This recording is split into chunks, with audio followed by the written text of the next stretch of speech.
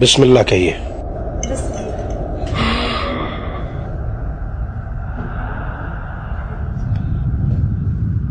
बेटे अपना सीधा हाथ इस्तेमाल करो, इस तरह शैतान तुम्हारे साथ नहीं खाएगा।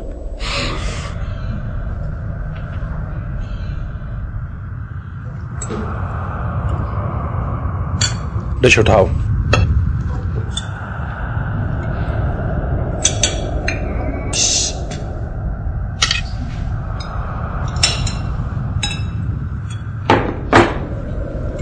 सलाद दो जरा। बस खत्म हो गया है।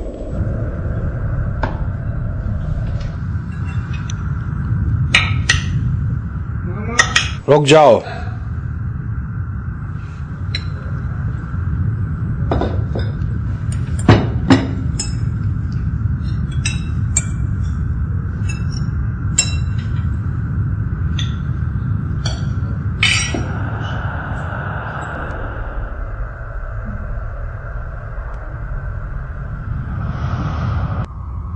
तुम जितना खुदा से दूर होते चले जाओगे, मैं तुमसे नजदीक होता चला जाऊंगा।